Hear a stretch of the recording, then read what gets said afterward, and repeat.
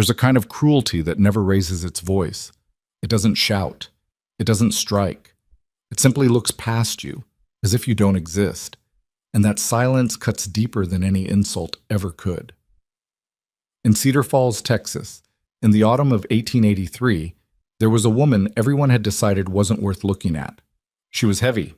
She was plain. She was a widow past 30, with calloused hands and a farm barely holding on. The town had already written her story for her, and it ended quietly, without anyone noticing. But one man tasted something at the harvest supper that made him stop. And when Walter Holt asked that single question, "Who made this pie?" the answer changed everything. Stay with me until the very end, because this story will surprise you. If it moves you, if it makes you feel something real, please like this video and drop a comment telling me what city or country you're watching from. I want to see how far this story has traveled. And if you haven't already, subscribe and become part of this family so you never miss what comes next. The Harvest Supper at Cedar Falls Community Church happened every year on the third Saturday of October, and it was, without question, the single event that kept the town believing it was still a community. By 6 o'clock in the evening, the long trestle tables inside the church hall were already groaning under the weight of covered dishes, wrapped pans, and mason jars filled with things people had spent weeks preparing. The smell hit you before you even reached the door. Roasted meat, warm bread, cinnamon and sugar, and something deeply savory underneath it all. Women who had been quietly competing since September stood near their contributions with the careful nonchalance of people pretending they weren't watching to see who looked at their dish first. The men talked business and weather.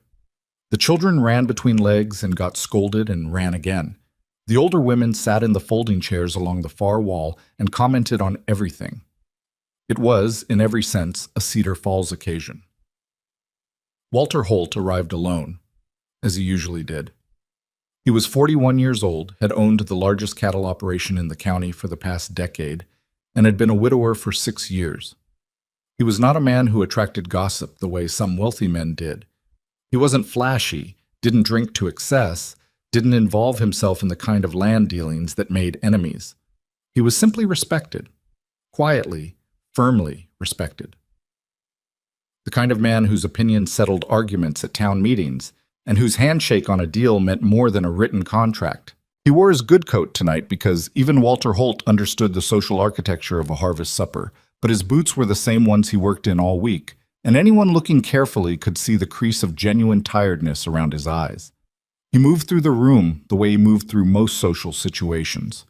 Slowly, attentively, with more genuine interest in the people than he usually let on.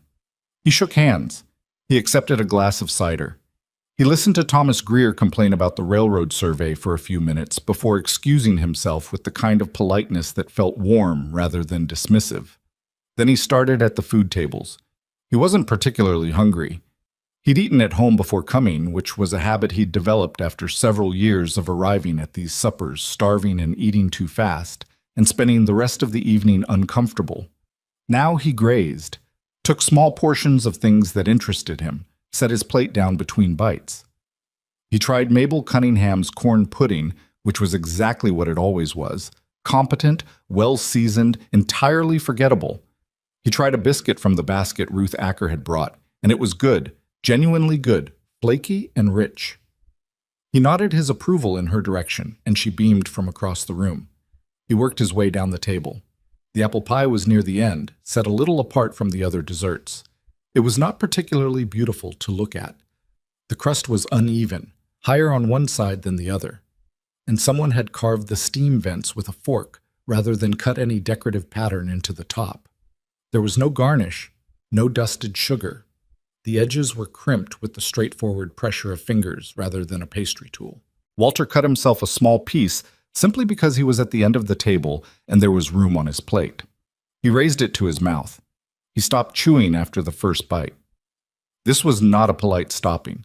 It was not the theatrical pause of a man performing enjoyment for an audience. He genuinely stopped, mid-chew, because his brain needed a moment to register what his mouth was telling it. The apple was tart, almost sharply so, and the cinnamon came through underneath it but didn't overwhelm, which was the mistake 90% of apple pies made. There was something else, something he couldn't name immediately, a faint warmth that built slowly and then faded clean. The crust was not flaky in the delicate, crumbling way that people wrote recipes to achieve. It was substantial. It had a slight chew to it that made the whole thing feel like something you were eating rather than something dissolving before you had the chance to taste it. He set his fork down. He picked it up again. He took a second bite more slowly. Who made this? The question left his mouth before he had consciously decided to ask it. He said it at a moderate volume to no one in particular, looking down at his plate. The effect was immediate and slightly absurd. People near him turned. A few people further down the table looked up because they'd heard enough of the words to be curious. Harriet Plum, who was widely considered Cedar Falls's most accomplished baker, and had never in 30 years passed an opportunity to accept a compliment without appropriate performance, turned from 3 yards away with an expression already arranging itself toward gracious acknowledgement. Walter Holt was looking at a pie. He was clearly impressed by something. Harriet moved slightly in his direction. Walter looked up. "This apple pie," he said. "Who made it?" Harriet's expression recalibrated. She glanced at the pie, the undecorated, unimpressive, slightly lopsided pie at the end of the table, and then glanced away. "That's not mine," she said, with just enough inflection to indicate she wouldn't have claimed it regardless. Nobody answered for a moment. Then someone, Walter thought it was young Danny Prescott, the blacksmith's apprentice, pointed, without any particular malice, toward the far end of the hall. "That'd be Clara Whitmore's, I reckon." Walter followed the direction of the gesture. Clara Whitmore was sitting on the wooden bench that ran along the east wall, the one that nobody chose if there was another option because it was too far from the stove and the angle made conversation difficult. She was sitting there with her supper plate balanced on her knee, eating quietly, not talking to anyone. She was a large woman, heavy through the shoulders and hips, with a round face and a neck that carried its own weight, and she was wearing a dark blue dress that had been washed too many times to hold its shape properly. She was looking at her plate. She hadn't heard the question yet. Walter watched her for a moment. He noticed the way she was sitting, slightly turned inward, taking up the minimum amount of space she could manage, as if she'd learned a long time ago to make herself smaller. He noticed she wasn't talking to anyone, not because the room had avoided her exactly, but because she had placed herself where the room wouldn't have to try. He walked toward her. The room noticed. That particular dynamic, Walter Holt crossing a social space with deliberate direction, generated its own quiet attention. He didn't rush. He carried his plate and his almost empty glass of cider, and he walked the full length of the hall and arrived in front of Clara Whitmore while she was still looking at her food. "Excuse me," he said. Clara looked up. She had dark eyes, brown maybe, or very dark hazel, and they registered his approach with an expression that moved through surprise and something close to wariness before settling on polite neutrality. She was not a woman who expected good things from being noticed. "Mr. Holt," she said. Her voice was steady, not warm, not cold, the voice of someone who had practiced steadiness as a form of armor. "Did you make the apple pie?" he asked. "The one at the end of the table near the punch bowl?" Clara glanced toward the table, as if confirming which pie he meant, and then looked back at him. "Yes." "Would you mind if I sat down?" A pause. Brief, barely perceptible. "It's a free bench." Walter sat. He set his plate on his knee, the way she was holding hers, and took another bite of the pie he'd carried over. He chewed it with the same slow attention he'd given it at the table. Then he looked at her. "What's in it that I'm not recognizing?" he asked. "There's something underneath the cinnamon. A warmth, not nutmeg." Clara studied him for a moment, the way a person studies something they don't quite trust yet. "Dried ginger," she said. "Small amount. Too much and it takes over." "That's it." He nodded, not in the way of someone receiving information, but in the way of someone confirming something their own instinct had already half arrived at. "And the crust, it's different." "Lard," she said, "not butter. My mother's recipe. She made it with lard and about half a teaspoon of vinegar worked in with the ice water." She said it matter-of-factly, without the embellishment most people added when they were sharing something they were proud of, The vinegar relaxes the gluten, makes it less likely to get tough. Walter looked at her. Where did your mother learn that? Georgia, Clara said. Small town outside of Macon. Her mother taught her, and her mother learned it from someone before that. I don't know how far back it goes. And the apples? A slight change in her expression. Something that wasn't quite a softening. More like a door opening a few degrees, no more. Old tree, she said, on the back edge of my property. My husband planted it when we first came out here. It's a variety I don't know the name of. Something he got from a man passing through. The apples are tarter than anything you'd get at market. Walter nodded slowly. He had good taste. He had a lot of things, Clara said. She said it simply, without grief performance, and Walter understood that the sentence held more weight than its words, and that she'd decided not to unpack it further in present company. He respected that. He'd been a widower long enough to recognize the shorthand of people who had learned to carry loss without display. The pie is exceptional, he said. I mean that plainly, without the way people say things at these suppers. Clara looked at him for a moment, then, thank you. She said it the way someone says something they don't receive often enough to have made a casual habit of receiving. Carefully, without false modesty, but also without the overcompensation of people who've been starved of praise and suddenly get some. Walter finished the slice on his plate and looked toward the dessert table where the pie still sat, mostly untouched. Has anyone else tried it tonight? He asked. A few pieces went early, Clara said. People slow down by the time they reach the end of the table. It wasn't accusation, it was simple observation, delivered with the flatness of someone who had stopped being surprised by it a long time ago. Walter understood the subtext without her needing to say it. He looked back at her. How's the farm? He asked. It was a genuine question. He could tell, even asking it, that it had landed differently than social small talk, because he'd asked it like a man who actually wanted to know the answer. Something moved across Clara's face. Not alarm, not the careful blankness of someone dodging, more like the expression of someone deciding, quickly and privately, whether the person across from them deserved the truth. It's working, she said, which wasn't yes, which wasn't no. Walter had owned and operated land in the Texas Panhandle for 15 years. He knew what its working meant from a farmer in October. He let it sit for a moment. The noise of the supper moved around them. Children getting louder, the older men gathering near the door to smoke, Mabel Cunningham laughing at something with the high, carrying laugh that always seemed to be performing for a room 2 sizes larger than the one she was in. I heard Crowley's been buying up notes lately, Walter said. He kept his voice level, conversational. Claire's jaw tightened, barely, just enough for someone watching carefully to catch. I've heard that too, she said. He buy yours? Not yet. The yet was precise and deliberate. She knew exactly where things stood. Walter could see that. She wasn't a woman who avoided uncomfortable knowledge. She was a woman who took inventory and made calculations and then sat with the numbers even when the numbers were bad. How far out are you? He asked. From what? From whatever deadline makes not yet into something else. Clara looked at him for a long moment. The noise of the supper continued around them. Across the room, someone had started playing a fiddle, tentatively, warming up, and a few children started toward the sound. 14 weeks, she said. Her voice didn't break. It was the same steady, worn, smooth voice she'd been using since he sat down.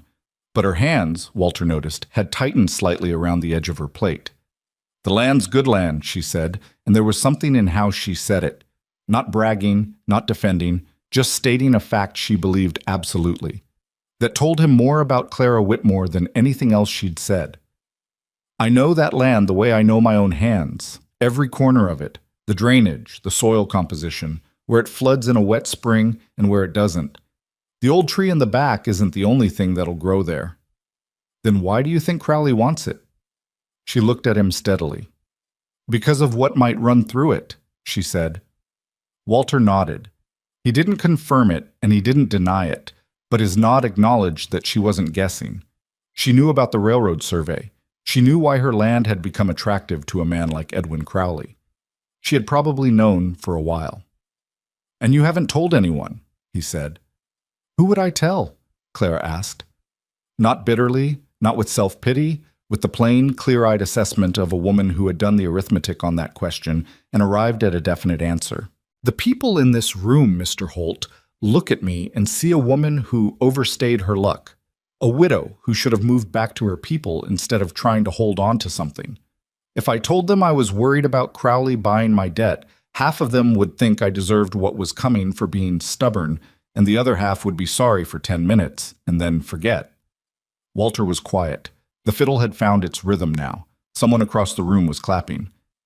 "You made a pie that's better than anything else on that table tonight," Walter said. "And it's sitting at the far end with 2 missing pieces while Harriet Plum's mediocre custard has been cleaned out since 7 o'clock. Clara looked at him.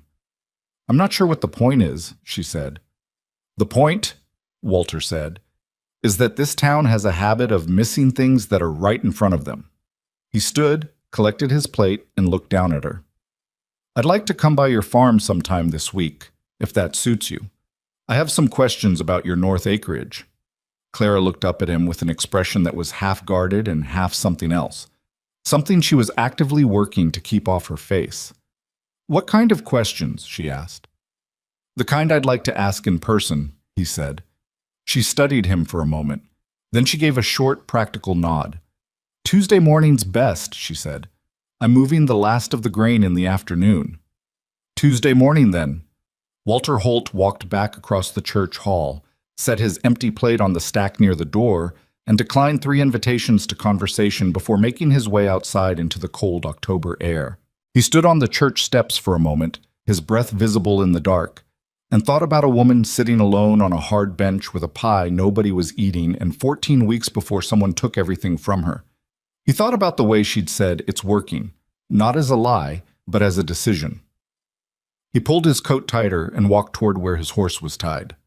Tuesday morning, he thought, and he meant it. The cold came in hard that weekend, the way it did in the Panhandle when October decided to stop pretending it was still fall. By Sunday night, the temperature had dropped 20 degrees, and the wind off the flatlands was the kind that found every gap in your coat and reminded you that this country did not particularly care whether you survived it or not. Clara was up before 4 on Monday morning. She didn't need an alarm. She hadn't needed one in years, not since the early months after Thomas died, when sleep had been something she had to pursue deliberately and still rarely caught. Now her body simply woke when it was time to work, which was almost always before the sky had any color in it, and she moved through the dark farmhouse with the practiced efficiency of a woman who knew every creak and every floorboard and had long since stopped lighting a lamp for anything she could manage by feel. She started the stove first, kindling, then the split wood she'd stacked inside the night before so it would be dry. The fire caught quickly. She'd always been good at fires, which Thomas had teased her about, claiming it was the one domestic skill she'd genuinely mastered. She filled the coffee pot and set it on, then went out to the barn while the water heated. The 2 horses needed feeding and the 3 remaining milk cows needed tending. She'd sold 2 cows in August, which had helped with the summer payment but had hurt the following month's milk income, which was the particular mathematics of slow financial erosion. Every solution creating a smaller problem, which required a solution that created a smaller problem still, and underneath all of it the number that mattered, 14 weeks, ticking down like a clock she couldn't unhear. She worked through the barn chores without rushing. Rushing in a barn before dawn was how people got hurt, and Clara could not afford to get hurt. There was nobody to cover for her. That was the simple, unadorned truth of her situation, and she'd made her peace with it the way you make peace with weather. Not by pretending it wasn't there, but by dressing for it every single morning. By the time she came back inside, the coffee was ready. She sat at the kitchen table with her cup and the worn ledger she kept her accounts in, and she went through the numbers the same way she went through them every few days. Not because they changed, but because she needed to keep the shape of her situation clear in her mind. Vague dread was worse than specific dread. Specific dread you could plan against. The final debt payment was $340. She had $190 saved. She needed $150 more in 14 weeks, which worked out to roughly $11 a week from whatever the farm could produce between now and the deadline. It was not impossible. It was also not comfortable. It left no room for a sick animal, a broken tool, a bad week of weather, or any of the 100 ordinary disasters that farm life produced without apology or warning. She closed the ledger. She drank her coffee. She thought about Walter Holt sitting down beside her on that bench. She'd thought about it more than she'd intended to over the past day. Not in any kind of romantic way. She wasn't a woman who let herself drift in that direction without considerably more evidence than a man asking about her pie recipe. But she'd thought about it because of what it had felt like, and what it had felt like was unexpected, and she didn't have much room in her life for unexpected things to sit comfortably. The truth was that nobody sat down beside her at social functions. Not anymore. There had been a period after Thomas died when people made the effort, casually, a little awkwardly, the way people try with grief, but that period had passed, and what replaced it was the particular invisibility that settles over women who don't fit the expected shape of things. Women who are too big and too plain and too old and too stubborn to pack up and go back to wherever they came from. Clara had learned to occupy that invisibility like a room she'd furnished herself. Walter Holt had walked through the door without knocking. She wasn't sure yet how she felt about that. She rinsed her cup, put on her work coat, and went back outside to start on the grain. Tuesday came with a clear sky and a mean wind, and Walter Holt arrived at 8 in the morning, which was later than Clara had expected. She'd half convinced herself he wouldn't come at all. She was in the east field checking the drainage channel she'd dug in September when she heard his horse come up the road. She watched him ride in without moving toward him. Let him find her. He did. He tied his horse at the fence post and walked across the field toward her with his hands in his coat pockets, picking his way through the stubble left from the harvest. He was wearing work clothes, she noticed. Not the good coat from Saturday night, boots that had seen mud. She filed that away without deciding what it meant. "Clara," he said when he reached her. "Mr. Holt." "Walter," he said, "if that's all right." She looked at him for a moment. "Walter." He looked out over the field. It was a flat piece of ground, maybe 30 acres, with a slight depression in the northeast corner where water collected in wet seasons. "You dug this yourself?" he asked, nodding toward the channel she was crouched beside. "Hired Danny Prescott's older brother for 2 days in September," she said, standing up and brushing dirt from her knees. "He did the digging. I told him where." "How'd you know where?" "Watch the field for 2 springs," she said, "where the water sits longest, where it runs when it gets enough to run. You learn the land if you pay attention to it." She paused. "Or you can just guess. Some people prefer guessing." Walter almost smiled. Not quite. "What's your yield been off this field?" "Better than average the last 2 years," she said. "Winter wheat. The drainage improvement was the difference between losing the low corner to rot and actually getting something out of it." Walter nodded, looking at the field with genuine assessment rather than the polite performance of attention. Clara had met enough men to tell the difference. "You're doing this right," he said. "This particular field's been mismanaged by every person who worked it before your husband bought the property. I've watched it for years." Clara looked at him. "You've been watching my field?" "Not personally," he said, with a slight dryness that acknowledged the oddness of the phrasing. "I ride this road, I notice things." "What did you notice?" "That the man who owned it before your husband didn't understand drainage and lost about 30% of his yield every wet year because of it, and that after Thomas bought it, things improved, and after Thomas died." He stopped. Not from delicacy, she sensed, but from accuracy. He was measuring what he actually knew against what he was saying. "Things stayed improved," he finished, "which meant someone was managing it." "Someone was," Clara said. A gust of wind pushed across the field hard enough to rock both of them slightly. Clara pulled her coat collar up. Walter turned his face into it briefly, then back. "Tell me about the north acreage," he said. "You mentioned moving grain." "Not here. Let me show you." They walked the property for the better part of 2 hours. This was not something Clara had planned. She'd expected him to ask a few questions at the fence, perhaps look at a field from a distance, conduct whatever business had actually brought him here, and leave. Instead, Walter Holt walked every piece of ground she showed him and asked the kind of questions that required real answers. Not polite questions. Working questions. "What's your rotation? Where does the soil thin out? Have you tested that low corner for alkalinity?" She answered them, honestly, specifically, without the abbreviated caution she usually used with people who might take what she said and turn it against her. She wasn't entirely sure why. Something about the way he listened, maybe. He didn't interrupt and he didn't reframe what she said into something he already believed, and he didn't look at her the way most men looked at a woman explaining land management, with the particular expression that said, yes, yes, but surely someone is helping you with this. They reached the old apple tree at the back edge of the property around 10 o'clock. It was a big tree, old enough that the trunk had developed a serious lean toward the south, away from the prevailing wind. The last of the season's apples were gone. She'd picked them over 2 weekends in September, and the branches were nearly bare now, just a few yellowed leaves still hanging on without any apparent reason. Walter stood looking at it for a moment. "He planted himself?" he asked. "First month we were here," Clara said. "He'd carried the cutting wrapped in wet cloth all the way from Missouri. I thought it was foolish, spending that much attention on a tree when we had about 47 other things that needed doing." She looked up at the bare branches. "First year it didn't produce anything. I thought I'd been right." He never said so. "Second year?" 6 apples. She almost smiled. He counted them, brought each one in like it was something valuable. "I made a pie that would have served maybe 3 people if they weren't hungry." "Was it good?" "It was the best pie I've ever made," she said plainly. "And I've made a lot of pies." Walter looked at the tree. He had patience, he said. He had faith in things that hadn't proven themselves yet, Clara said.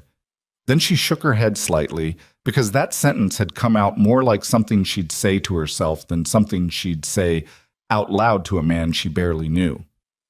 "He was stubborn, is what he was." "Sometimes that's the same thing," Walter said. They stood there for a moment in the wind under the half-bare tree, not saying anything. It wasn't uncomfortable. That was the thing she noticed. It wasn't the uncomfortable silence of 2 people who didn't know how to be near each other, but something else. The quiet of 2 people who were both thinking. "Crowley's been to see you," Walter said. It wasn't a question. Clara's shoulders pulled back slightly. "Twice. Once in July, once at the end of September." "What did he say?" "First time he said he was interested in purchasing land in the area and wanted to know if I'd considered selling." She said it evenly, recalling the visits with the careful precision of someone who had gone over them many times, reviewing every word for what was behind it. "I told him I wasn't selling. He was very pleasant about it, said he understood and to let him know if my thinking changed." "And the second time?" Clara was quiet for a moment. The wind moved through the apple tree branches with a dry sound, the few remaining leaves catching it. "The second time he knew about my debt," she said. He didn't say it directly. He talked around it. He said he understood that farming alone was difficult, that he'd seen good people get into situations that became complicated, that he had relationships with certain lenders who might be willing to discuss restructuring. She turned and looked at Walter. He was still very pleasant. He's a very pleasant man. That's the part I find most troubling. Walter looked back at her with an expression that was calm but not easy. "He's purchased 3 other notes in this county in the past 8 months, he said. "I know of 2. I suspect a third. Were they people who later sold? One sold within 60 days of him buying the note. The other is still holding, but I don't know for how much longer." Clara absorbed this. She looked back at the apple tree. "He knows about the railroad route," she said. "He does," Walter said. "I confirmed that last month from someone at the county surveyor's office." "Then he knows what this land will be worth." "Yes." She turned that over in her mind. The railroad survey had been rumored for over a year, but confirmation had only started solidifying in the past few months. If the route went where the current projection had it going, it would pass within 2 miles of her north field. Land values in that corridor would jump, not immediately, but within 3 to 5 years. Crowley wasn't in a hurry. He could buy her debt, wait out the deadline, take the property through foreclosure, and then wait again for the railroad to make him wealthy. He needed nothing from her except her absence. "What's he offering for the land outright?" Walter asked. "He hasn't offered a number," Clara said. "Just the implication that an offer exists." "Which is its own kind of pressure." "Yes." Walter turned to look at her directly. He had a directness about him that she'd noticed at the supper. Not the aggressive directness of men who used bluntness as dominance, but something quieter, like he'd decided long ago that straight talk wasted less time for everyone. What do you need between now and February to cover the shortfall? Clara met his gaze. $150. That's not much money. No, she said, it's not. For some people. The distinction in that sentence was precise, and they both heard it clearly. I'm not going to offer to loan it to you, Walter said. Something in Clara's expression shifted. Not surprise exactly, but adjustment. She'd been calculating unconsciously what she would say if the conversation went that direction. All right, she said. Not because I don't have it, he continued, and not because I think you wouldn't pay it back. But I know what it feels like to have someone decide you need rescuing, and I don't think you'd thank me for it. Clara looked at him for a long moment. The wind came through again, and she felt it against her face, and she thought, almost involuntarily, about how long it had been since someone had said a thing to her that showed they had actually thought about what she might feel. No, she said finally. I wouldn't. Then let me tell you what I came here to actually say, Walter said. He shifted his weight, and for the first time she noticed a slight self-consciousness in him. A man who was used to being direct now doing something that didn't fit neatly into directness. I run a significant ranching operation. I manage a lot of accounts, a lot of contracts, a lot of supplier relationships. I also host 3 or 4 gatherings a year for my ranch hands and business associates. Nothing social, just working meals. He paused. I want to hire you to consult on my grain storage rotation, 2 days a month, and I want to place a standing order for pies. Clara stared at him. Pies, she repeated. 8 pies a month. For the gatherings. And for my household. He said it without embarrassment, without the slight hedging of a man who suspects he's about to be refused. Whatever varieties you choose, at whatever price you set. Walter, the consulting work is legitimate, he said, before she could object.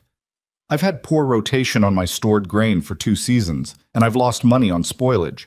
You understand drainage and soil and crop management better than my current man does. That's not flattery. I watched how you walked this land today. You know what you're doing. He looked at her steadily. The pies are also legitimate. The harvest supper pie was the best thing I've tasted in 6 years. I would like more of them. Clara was quiet. She looked out across the field toward the north acreage where the winter wheat was stubbled down to almost nothing after harvest, waiting for spring. She did the arithmetic quickly, the way she always did. 2 consulting days a month at a fair rate, 8 pies. It wouldn't hit the full 150, but it would get her most of the way there, and most of the way there was different from where she currently stood. But that wasn't what she was thinking about. Not entirely.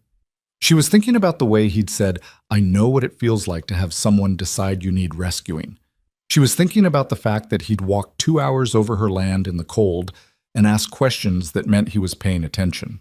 She was thinking about 6 years of invisibility and a man who had crossed a room to ask who made the pie. I'd want to set the consulting rate myself, she said. That's expected. And I choose what goes in the pies. I'd hope so, he said. I'm not hiring you to follow instructions. Then I'll think about it, she said. Walter nodded. He reached into his coat and produced a folded piece of paper. This is what I know about Crowley's position with your lender, he said. It's not confirmed, but it comes from a reliable source. Names and dates. He held it out. Clara looked at the paper. Then she took it. She unfolded it and read it there in the cold, standing under the bare apple tree, and the information inside it was not good news. Crowley had already made contact with her lender.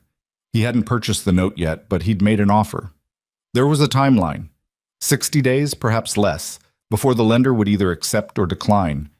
If Crowley got the note, the terms would change in ways that would make her deadline nearly impossible to meet, even with the consulting work and the pie orders. How did you get this? She asked.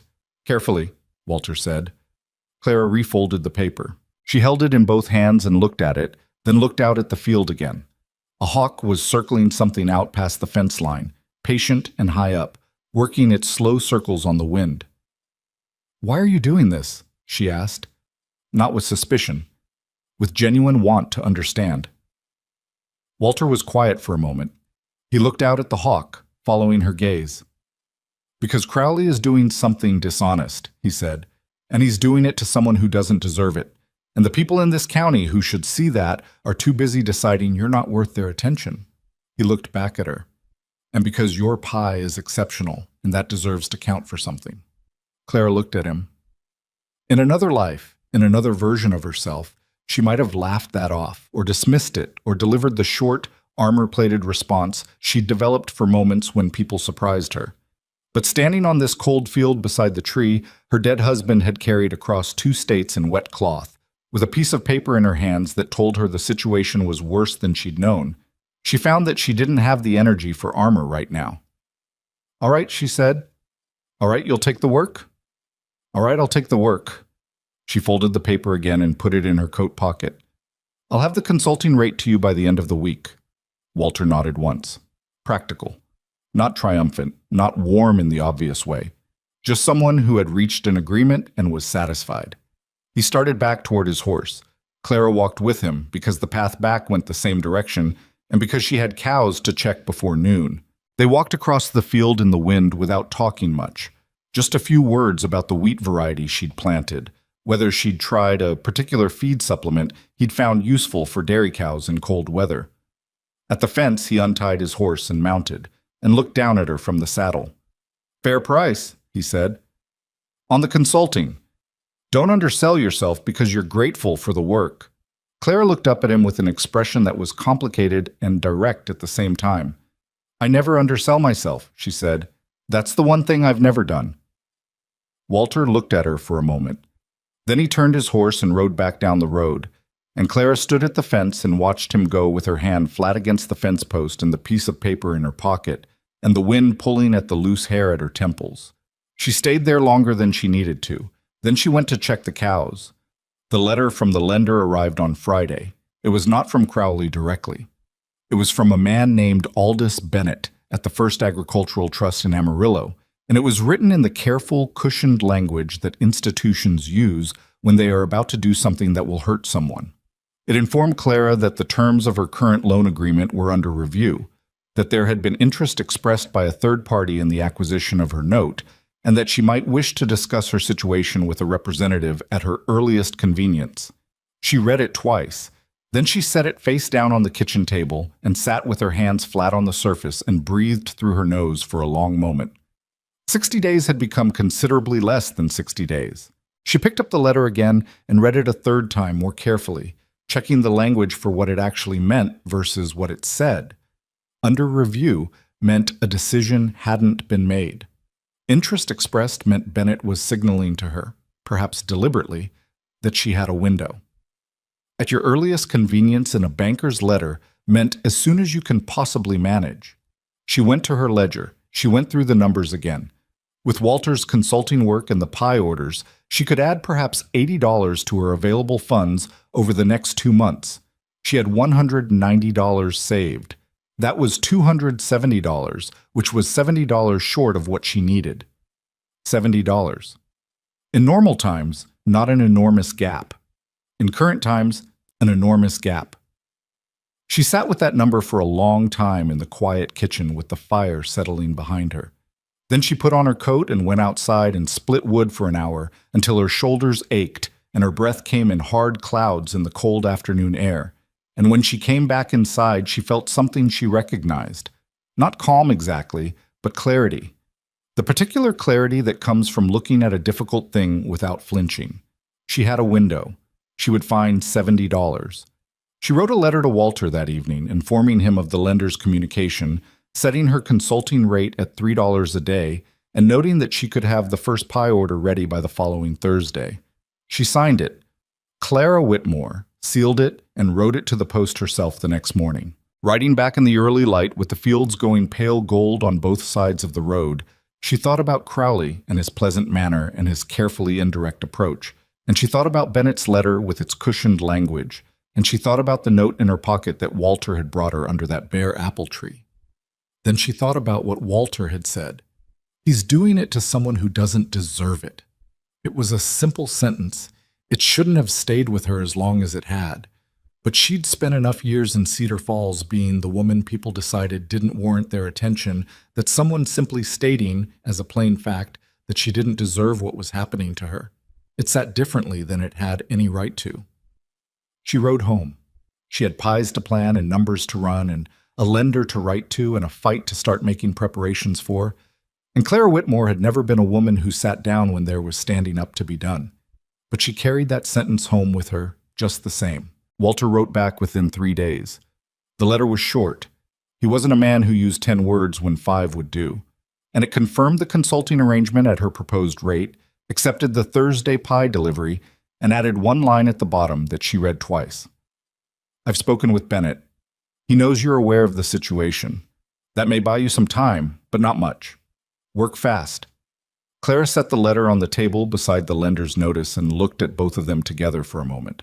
Then she put them in the tin box she kept under the floorboard in the bedroom, where she kept the deed and Thomas's death certificate and the few papers that actually mattered, and she went back to work. November arrived without apology. The first consulting visit to Walter's ranch happened on a Wednesday, which was the day his head grain man, a weathered, thick-necked fellow named Orvis Shanks, was least likely to be moving stock and most likely to be near the storage buildings where Clara needed to assess the situation. Walter had told her about Orvis in his letter, in a single careful sentence.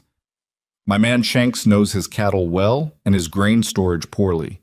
He may not be receptive to outside assessment. I'll leave that to you. Clara had appreciated the honesty.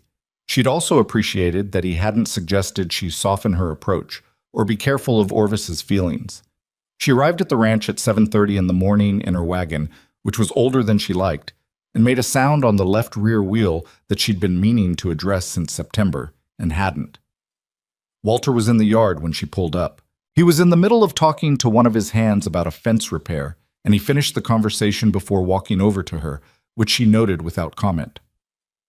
Clara, he said, I'd like to see the storage before Shanks has moved anything for the day, she said, by way of greeting. Walter glanced at her with something that might have been amusement in a man who smiled more readily. Good morning to you too, he said. This way. The grain storage situation was, as Walter had indicated, poor. There were 3 buildings, 2 older sod and timber structures, and a newer wooden building that had been put up 2 years ago. And the organization between them showed every sign of having evolved without any guiding principle beyond put it where there's space. Clara walked through each building slowly, asking questions, taking notes on the small pad she'd brought, checking moisture in the corners with her fingers, looking at the ventilation gaps. Orvis Shanks found her in the second building at 8:30. He was a big man, heavy through the chest, with a gray mustache that didn't quite compensate for the permanent squint he wore as a default expression. He stood in the doorway and looked at Clara the way a man looks at something that has appeared in a place he didn't authorize it to appear. Help you? He said. Not at the moment, Clara said, without looking up from the corner she was examining. I'm assessing the moisture issue on this north wall. Your ventilation gap here is too low. Cold air pools at floor level, and you're getting a 20-degree differential between bottom and top of stack. That's why you're losing grain in the bottom rows. Orvis was quiet for a moment. Mr. Holt said someone was coming to look at storage. He did, Clara said, straightening up and looking at Orvis directly. That's me.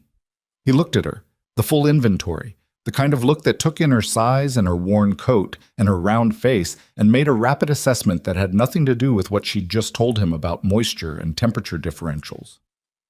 Clara had been receiving that look her entire adult life. She let it land and didn't move. I've been managing grain here for 9 years, Orvis said. I can see that, Clara said. You've been managing it consistently. The problems are consistent too. She kept her voice level, not cold, not warm, factual. The issue isn't that you've been careless.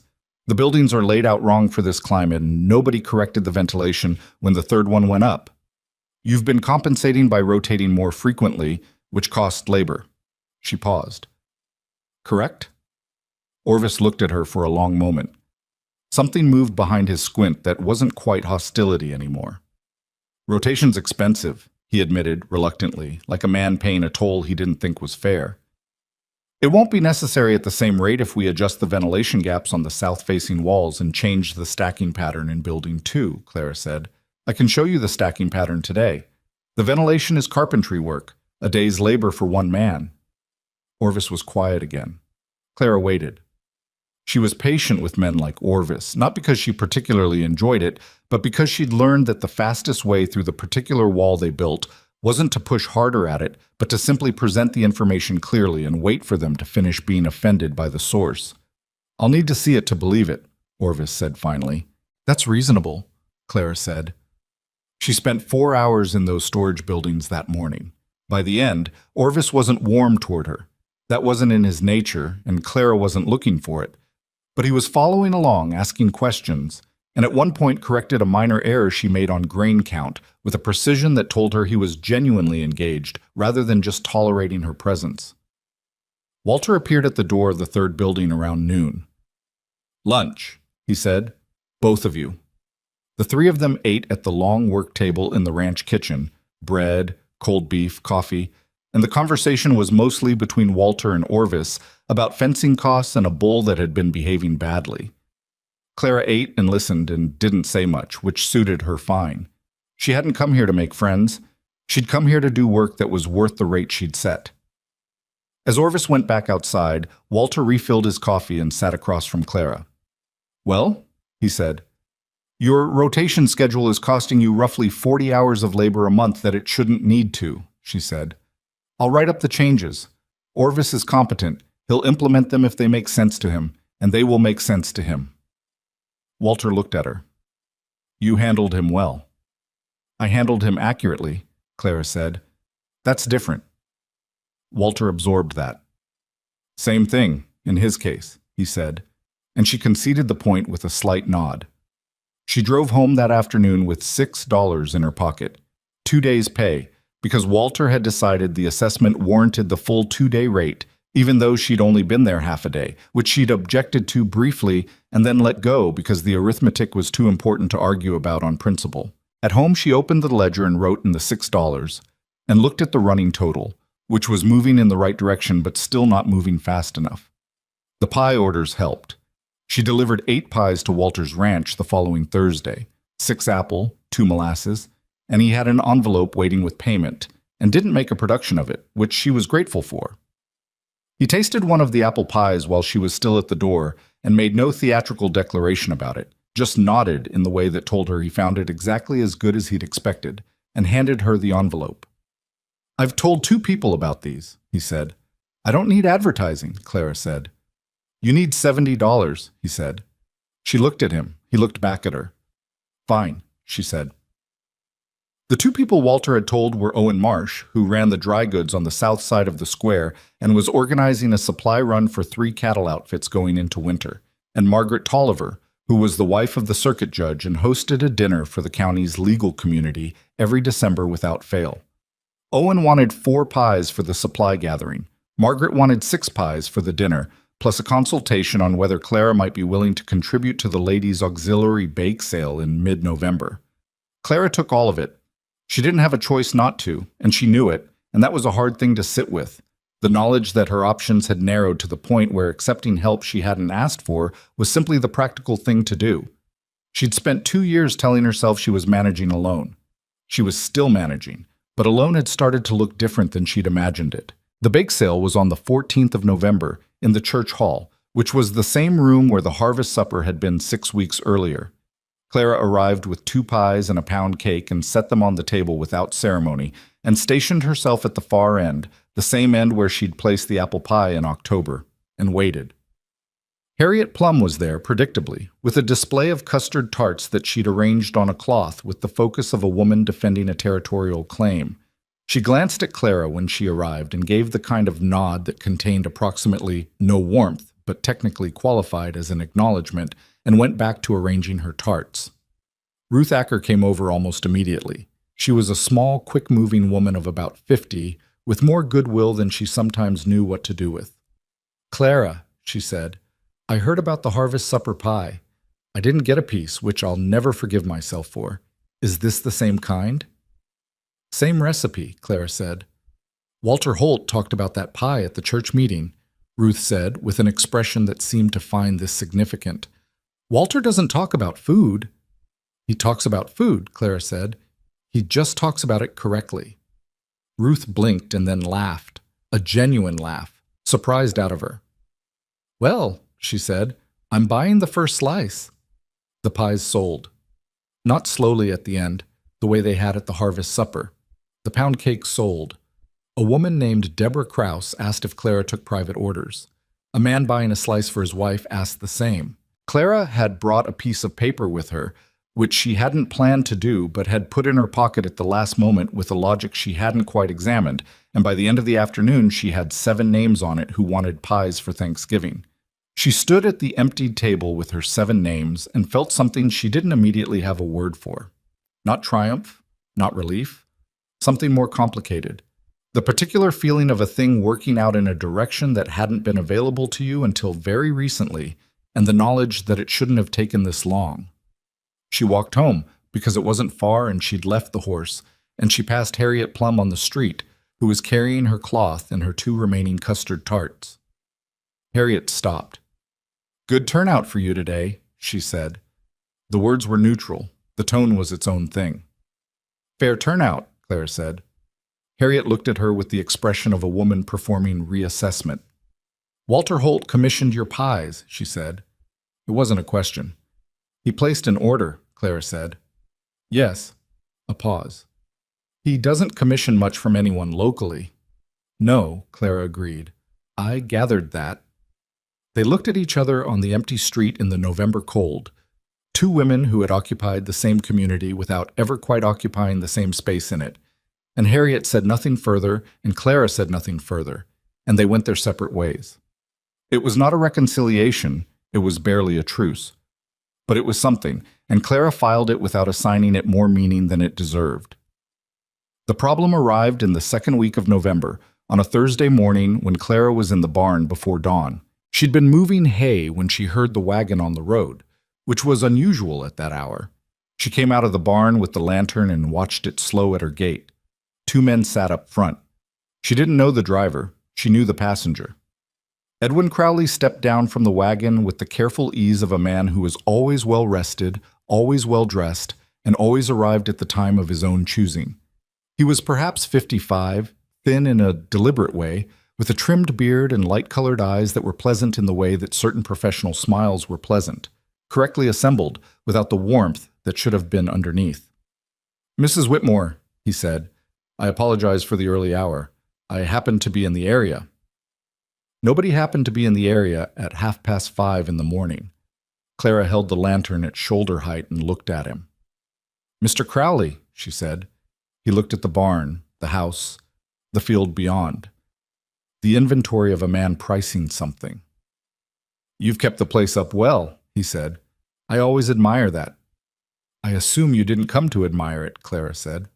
He turned the pleasant expression back to her. "I've finalized an arrangement with First Agricultural Trust," he said. "As of this past Monday, I hold your note, Mrs. Whitmore."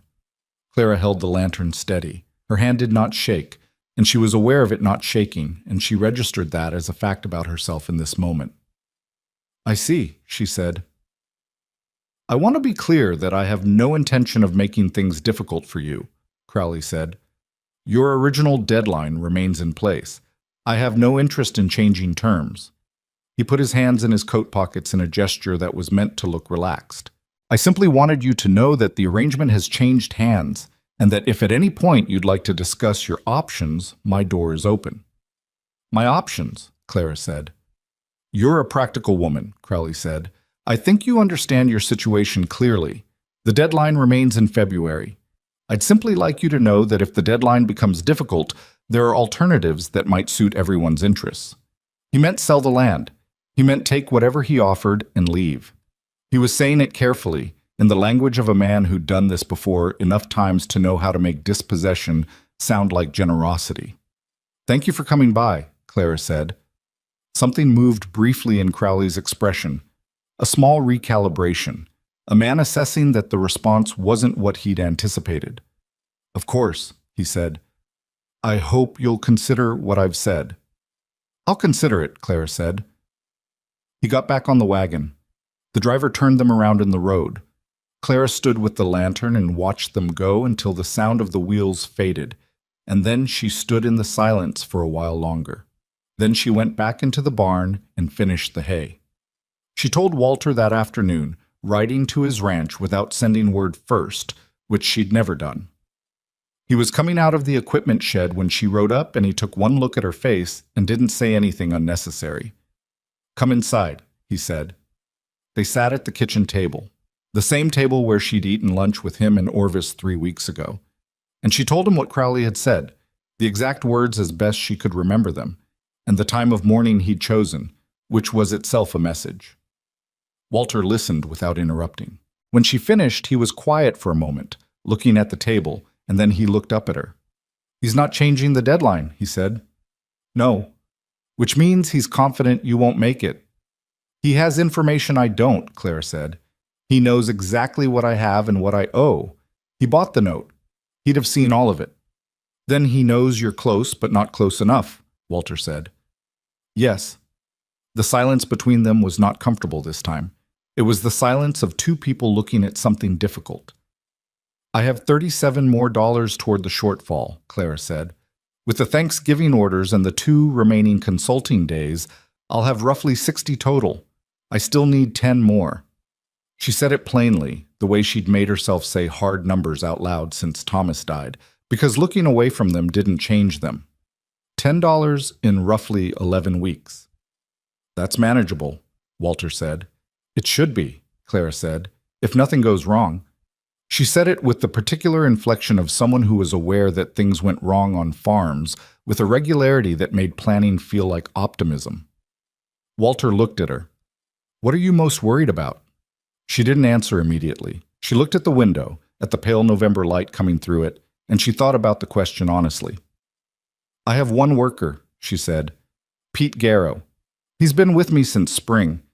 He does what I need him to do, and he doesn't complain, and he knows the property well enough to be useful." She paused. "He mentioned last week that his mother is unwell in Oklahoma. He's from Enid originally. If she worsens, he'll go. And you can't replace him in time." "Not someone who knows the property," Clara said. "A stranger takes weeks to be useful. I'd spend more time managing them than they'd save me." Walter nodded. He got up and refilled his coffee and stood at the counter with it, looking out the window.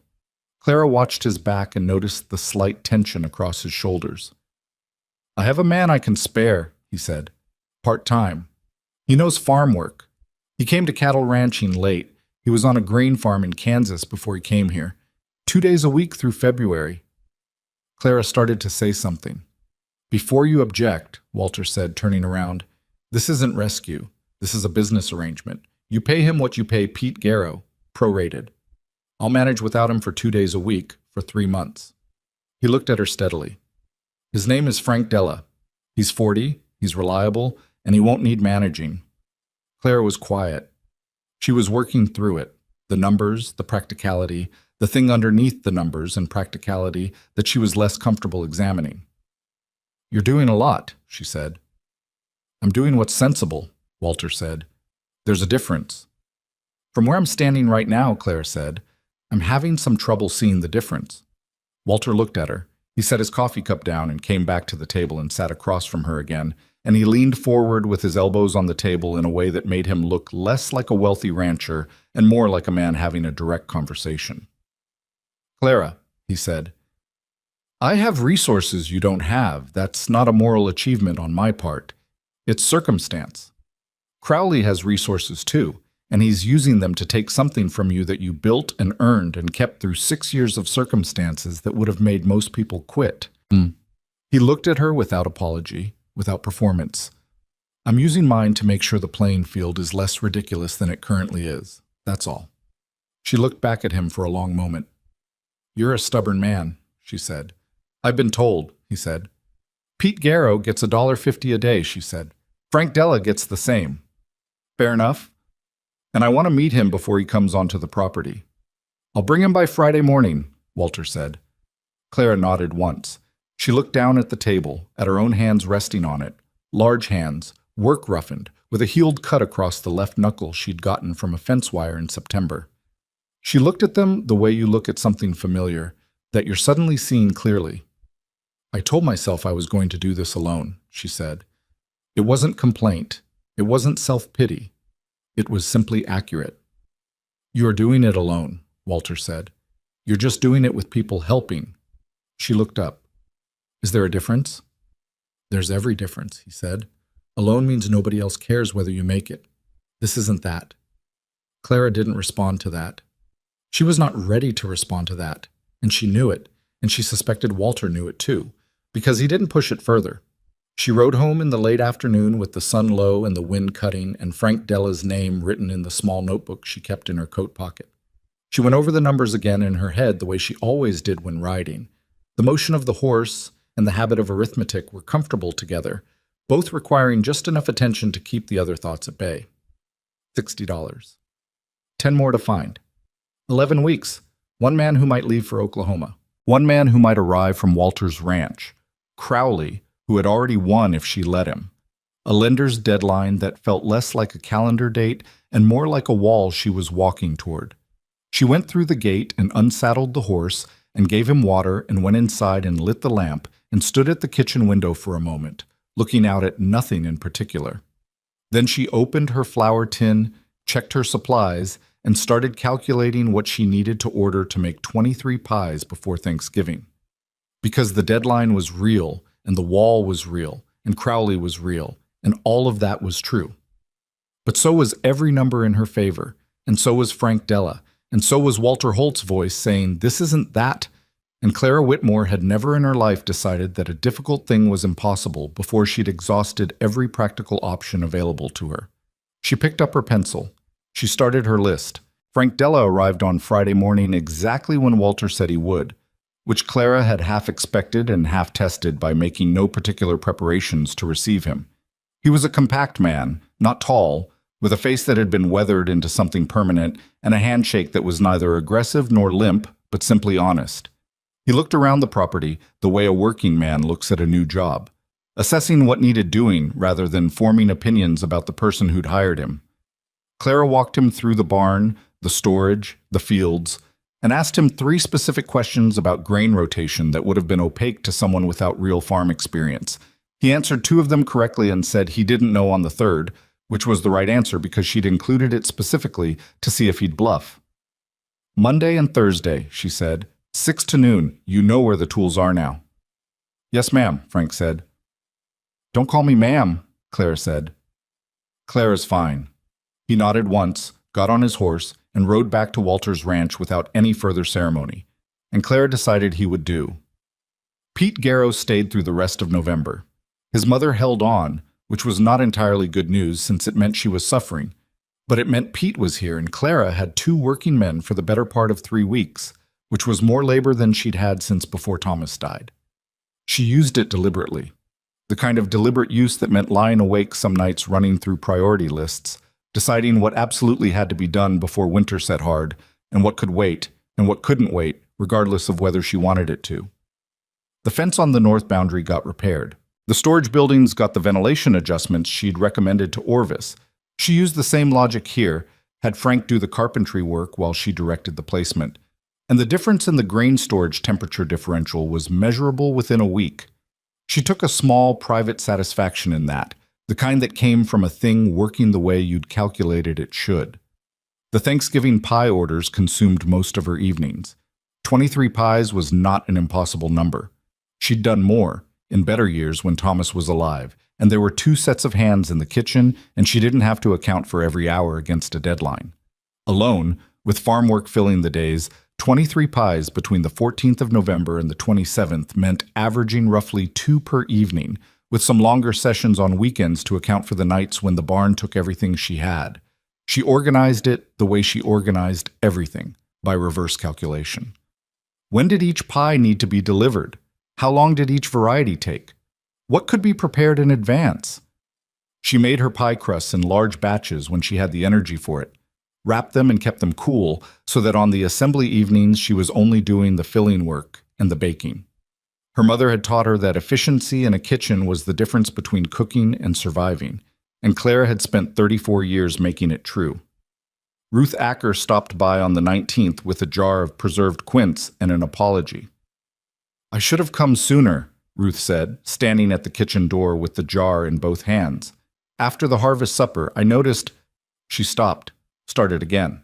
"I've noticed a lot of things I didn't do anything about. and I've been thinking about that.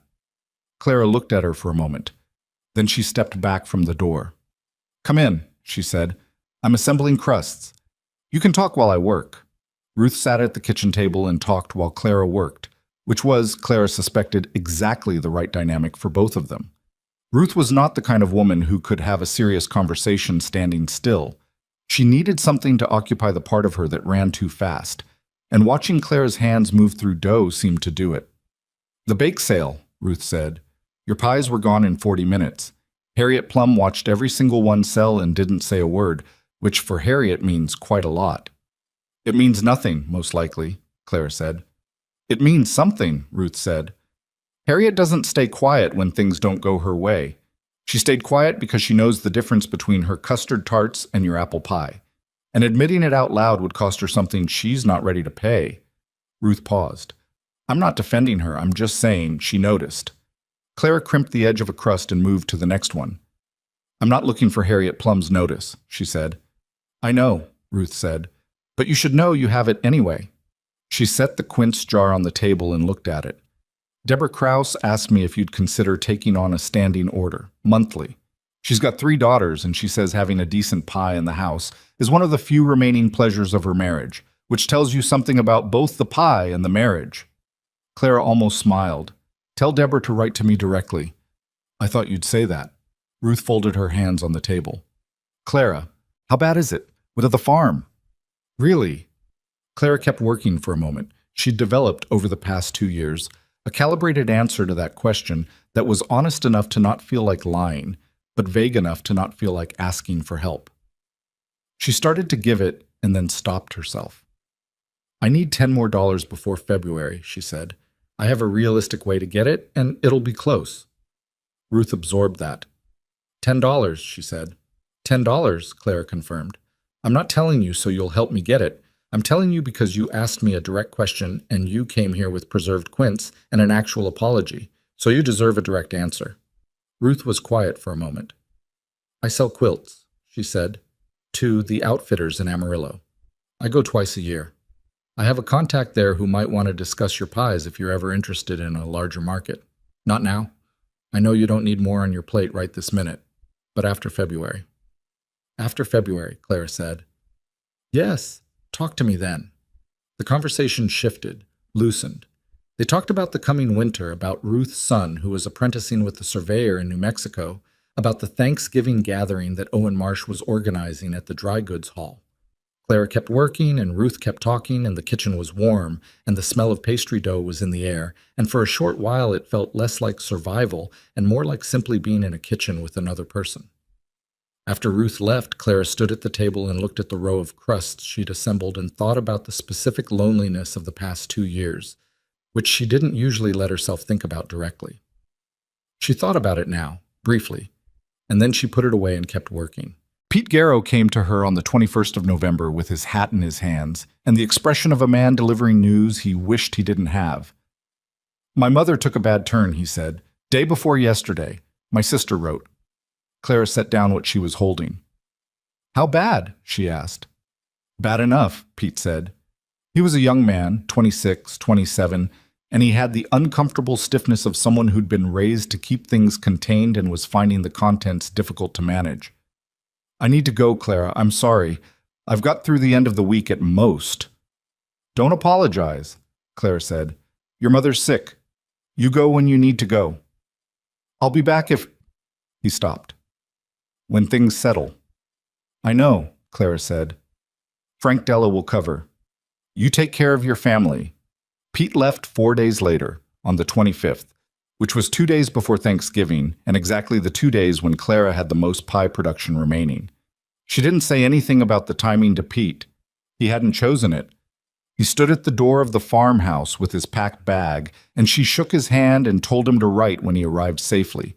And he nodded with the look of a young man carrying guilt that wasn't his fault, and she watched him ride out the gate. Then she went inside and looked at her remaining pie schedule. 14 pies to deliver by the morning of the 27th. 40 hours of kitchen work left. She had 32 hours available, 20 on her own, and Frank Della's 12 on his scheduled days. The deficit was workable if nothing went wrong. Something went wrong on the night of the 26th. She'd been baking since 4 in the afternoon. The kitchen was hot, properly hot, the way it needed to be for the volume of work. And she was on her 9th pie of the night when she went out to the woodpile for the 3rd time and understood, with the particular cold clarity of a person counting something that doesn't add up, that she was going to run short. She stood at the woodpile with the lantern and counted what was left. Not enough for the remaining 5 pies, not by a meaningful margin. She'd been burning through wood faster than usual because the night temperature had dropped hard, below freezing, the kind of cold that made the farmhouse walls creak, and she'd needed the stove hotter than normal to compensate. She stood there for a moment. The math was simple and terrible. If the stove went cold, the last 5 pies didn't get made. If the last 5 pies didn't get made, she delivered 14 instead of 23, and the income gap didn't close. And she hit February $7 or $8 short, and Crowley, patient, pleasant, well-resourced Crowley, got everything he'd come for at 5:30 in the morning 3 weeks ago. She went back inside. She looked at the remaining pies waiting to go in. She looked at the woodpile. She tried to think of who she could reach at 1 o'clock in the morning in November in a part of Texas where farms were separated by serious distances. And the list of people she could ask for that kind of help at that hour had always been short and had gotten shorter in the 2 years since Thomas died. She put on her heavy coat. She was going to start cutting what she could from the deadfall wood at the edge of the property. It was green wood and would burn badly, but it would burn, and if she got enough of it, she could get through the night. She picked up the axe from beside the barn door and had just cleared the corner of the barn when she stopped.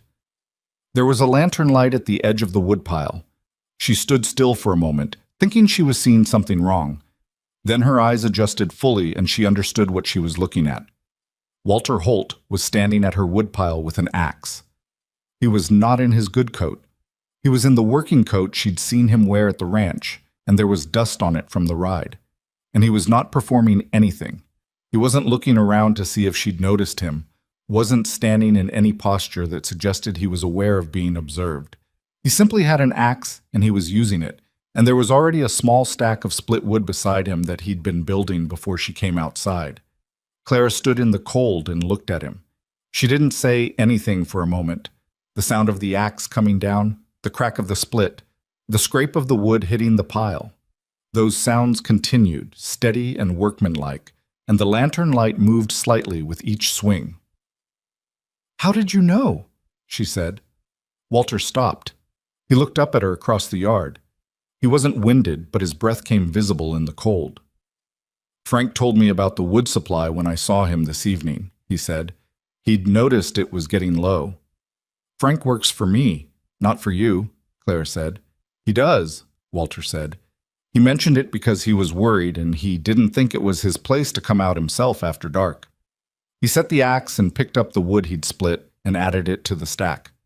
He was right about that. He was wrong to think you'd rather run short than have someone here. Clara looked at him. "You don't know that." "I know you have pies to finish and no wood to finish them with," Walter said. He picked up the axe again. "We can have a conversation about whether I should be here if you want, but I'd suggest we do it while I'm cutting." Clara stood still for another moment. The cold was working through her coat already, and the kitchen was warm, and there were 5 pies waiting, and there was a man standing in her yard at 1 o'clock in the morning cutting firewood in an old coat that was covered in road dust because he'd ridden out in the dark to make sure she could finish what she'd started. She didn't have the words for what she felt exactly, and she wasn't sure she wanted to find them right now. "I'll start bringing the wood in," she said. She carried 3 armloads inside while Walter kept cutting. On her 4th trip back to the pile, she stopped beside him for a moment. He was working steadily, not rushing, with the economical rhythm of a man who'd done this kind of work his whole life. "Your coat's going to be ruined," she said. "The coat's fine," he said. "You rode out here at midnight." "Closer to 1, he said, which was not a disagreement with her point, simply a correction of the detail. "Walter," she said. He stopped cutting and looked at her. She didn't have a finished sentence to offer him. She hadn't been planning to say his name with nothing after it, but it had come out that way, just his name, and he looked at her in the lantern light with his coat covered in dust and wood chips in the crease of his sleeve, and the wind came through and rattled the bare branches of the apple tree at the back of the property, and Clara found that the unfinished sentence was somehow enough. "Go finish your pies," Walter said. She went back inside. He brought the last of the wood to the door just after 3 in the morning and stacked it in the lean-to off the kitchen without being asked. Clara was at the stove, 6th pie in, moving with the kind of concentrated efficiency that comes after midnight when you've passed the second wind and reached something quieter and more determined underneath it. She heard him at the door and called out that there was coffee on the stove. He came in, not all the way, just inside the door, and poured himself a cup and stood against the wall and didn't talk, which was the right thing to do because talking would have broken something she needed to hold together to finish. They existed in the same room in a companionable quiet that was different from all the other quiet moments they'd shared: the bench at the harvest supper, the field beside the apple tree, the kitchen at his ranch. This was the quiet of two people who had stopped performing anything for each other, which was, Clara thought distantly, the rarest thing. She finished the 23rd pie at 20 minutes past 4 in the morning. She set it on the rack, wiped her hands, and stood back and looked at the row of pies cooling on every available flat surface in the kitchen. Walter looked at them too, from his position against the wall. 23, she said. 23, he confirmed. She sat down at the kitchen table because her legs had decided they'd done enough, and she put her forehead down on her arms for a moment. Not crying, not sleeping, just being horizontal while everything caught up with her. "You should sleep," Walter said. "I'll see myself out." "You rode an hour in the dark," Clara said, without lifting her head. "You're not riding back in the dark, too. The spare room is through there. The bed's made." Silence. "Clara, don't make this complicated," she said, still with her head down. "You've been cutting wood in my yard for 3 hours. Sleep in the spare room and ride home at a decent hour." Another pause. "All right," he said. "Thank you." "Don't thank me," she said. "You split my firewood." She heard him set down the coffee cup, heard his boots on the floor, heard the door to the spare room. She sat up and looked at the kitchen. The mess of flour and dough scraps and pie pans and the stacked cooling pies and the coffee cup Walter had left on the counter. She blew out the lamp on the table and left the stove banked enough to hold the warmth, and went to her own room and lay on top of the covers with her boots still on and was asleep before she'd finished deciding whether to take them off. She delivered the pies the next morning in 2 wagon loads, Frank Della driving the second one, and every single order was met. Owen Marsh paid her on the spot. Margaret Tolliver pressed an extra $1 into her hand and told her the previous 6 pies had become the primary topic of conversation at her dinner above all other things, including the circuit judge's most recent ruling, which was a significant accomplishment. The Thanksgiving delivery money, combined with what she already had, brought her total to $327. She needed $340. She was $13 short.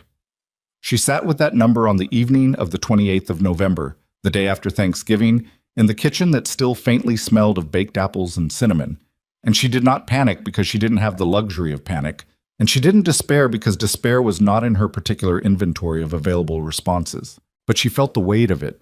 $13, 10 weeks, and Crowley's note sitting in a file somewhere with her name on it. She wrote the number in the ledger. She looked at it. Then there was a knock at the door. She wasn't expecting anyone. It was nearly 7 in the evening, and the cold had gotten serious after sundown, and people didn't ride out socially in that kind of weather. She took the lantern to the door and opened it. Ruth Acker was on the step, in her heaviest coat, with a piece of paper folded in her hand. Behind her on the road, Clara could see a second horse. Deborah Krause's, she thought. "What's wrong?" Clara said. "Nothing's wrong," Ruth said, and she had the expression of a woman holding something back that was about to come out regardless. "Can I come in?" Clara stepped back. Ruth came inside and held out the folded paper. Clara took it and unfolded it by the lantern light. It was a list of names, 14 of them. People from Cedar Falls and 2 from the smaller settlement 6 miles east. Beside each name was a number, a dollar amount. Small amounts, mostly. $1 here, $2 there, 1 entry for $3.50. Ruth had added them up at the bottom in neat figures.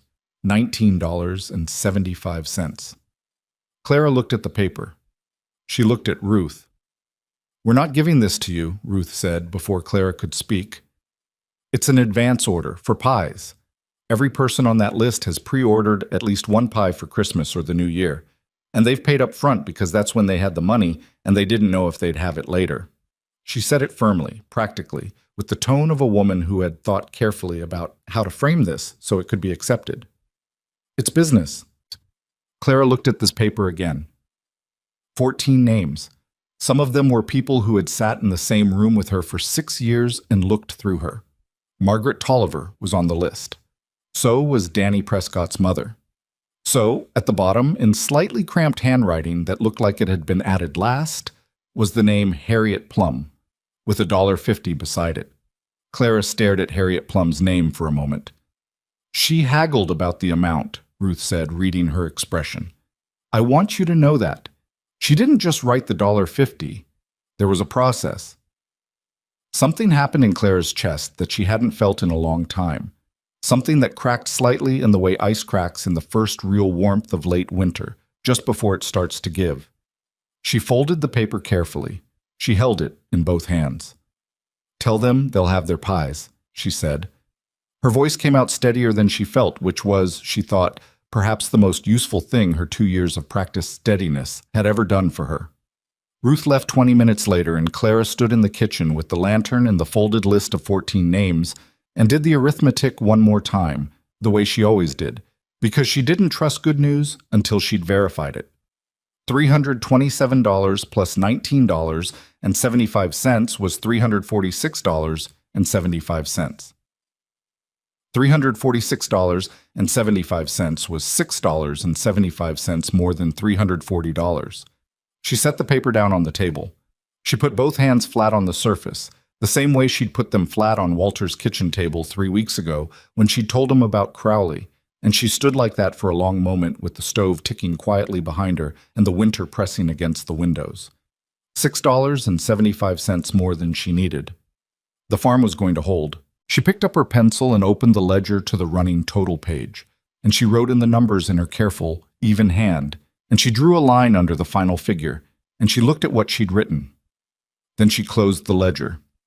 She went to the window and looked out at the yard, at the woodpile that was properly stocked now, at the barn where the horses were settled for the night, at the dark line of the fence running toward the north field, and beyond it the flat black of the panhandle sky with more stars than she could count. Out at the very back edge of the property, invisible in the dark, the apple tree was there. She couldn't see it, but she knew exactly where it stood. She thought about Thomas carrying that cutting wrapped in wet cloth all the way from Missouri, and 6 apples in year 2, and the pie she'd made that served 3 people, and the tree now producing enough fruit to have made 23 pies and saved her property and redirected the course of what Edwin Crowley had assumed was a settled matter. He had faith in things that hadn't proven themselves yet. She'd said that about Thomas to Walter, beside that same tree. She hadn't known, saying it, that she was also describing herself. She turned from the window. She had pies to plan. The morning Clara walked into the First Agricultural Trust in Amarillo, the temperature was 11 degrees, and the wind was coming off the flatlands with the kind of violence that made you understand very clearly why some people looked at the Texas Panhandle and kept moving. She'd left the farm before 5. Frank Della had come out the evening before to cover the morning chores, which she hadn't asked him to do. He'd simply showed up at the door, hat in hand, and said he'd be there at 6 and she should drive in peace. She'd looked at him for a moment and then said thank you, which was not something she said easily, and he seemed to understand that, because he just nodded and left without making anything of it. She wore her good dress, which was navy wool with plain buttons, and had not been fashionable even when she bought it 4 years ago, but was clean and well-fitted and serious-looking in a way she'd always considered more useful than fashionable, anyway. She'd brushed her coat until it looked as close to new as it was capable of looking. She'd done her hair carefully, pinned tight, nothing loose. She looked at herself in the small mirror above the washstand before she left and made an accurate inventory. A heavy woman of 34 with a plain face and tired eyes and hands that no amount of preparation was going to make looked like anything other than what they were. She looked like exactly what she was. That would have to be enough. The ride to Amarillo in the wagon took 2.5 hours in the cold. She'd wrapped a heated brick in cloth and put it at her feet, and she wore 2 pairs of gloves, and she still couldn't feel her fingers properly by the time she reached the edge of town. She stabled the horses at the depot livery and walked the 4 blocks to the trust building with the money in a flat envelope inside her coat, against her body, because she was not going to have this much cash in a bag she could lose or have taken. The First Agricultural Trust occupied a brick building on the corner of 4th and Commerce that had the deliberate solidity of an institution that wanted you to understand, architecturally, that it would outlast you. The lobby had a wood floor and high ceilings, and smelled of coal heat and paper, and the particular staleness of rooms where difficult conversations happened regularly. A young man at the front desk looked up when she came in. His eyes did the thing eyes did, the quick, unconscious assessment that Clara had been receiving her entire life, and then he straightened his posture in the way of someone trying to course correct. "I need to see Mr. Aldous Bennett," Clara said. "I have a loan account, Clara Whitmore, property in Cedar Falls County." "Do you have an appointment, ma'am?" "I don't," she said, "but I have the full balance of my loan in this envelope, and I'd like to close it today, so I suspect Mr. Bennett will find time for me." The young man blinked. Then he went through the door behind him and was back in under 2 minutes. "He'll see you now," he said. Aldous Bennett was a man in his mid-50s who had the look of someone who had spent 30 years making decisions that affected other people's lives and had developed, as a consequence, either great compassion or great detachment, and it wasn't always immediately clear which one you were dealing with. He was heavier than his frame suggested he should be, and his desk was piled with folders in a way that indicated genuine volume of work rather than performance of it. He stood when she came in, which she hadn't expected, and gestured to the chair across from his desk. "Mrs. Whitmore," he said, "please sit down." She sat. She put the envelope on the desk between them. "I'm here to make the final payment on my loan," she said. "Principal plus interest through today's date, which I've calculated as $341.20. I have $347 in that envelope. I'd like a receipt for the full payoff and the return of my deed." Bennett looked at the envelope. He looked at her. Something moved across his face that she couldn't read precisely. Not surprise exactly, more like the expression of a man recalibrating an expectation he'd held for longer than he'd realized. "I want to be straightforward with you, Mrs. Whitmore," he said. He opened the envelope and counted the bills without rushing, spreading them on the desk in a businesslike way.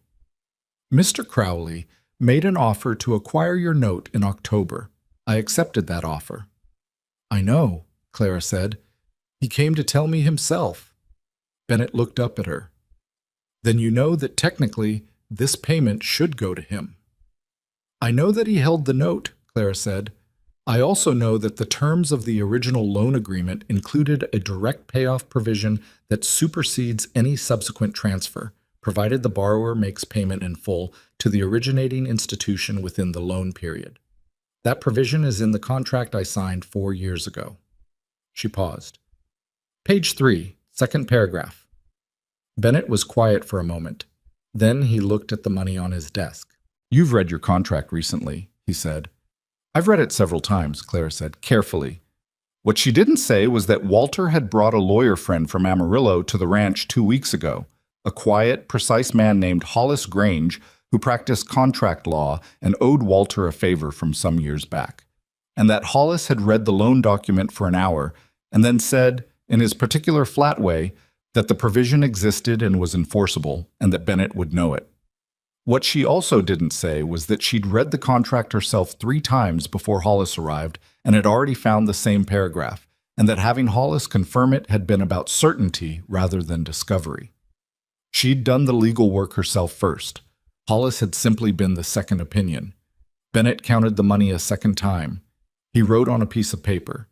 He looked at her again and she held his gaze without difficulty, which was something she'd learned to do in the 2 years of managing everything alone, looking directly at people who expected her to look away. "Your calculation is accurate," he said. "The balance as of today is $341.14.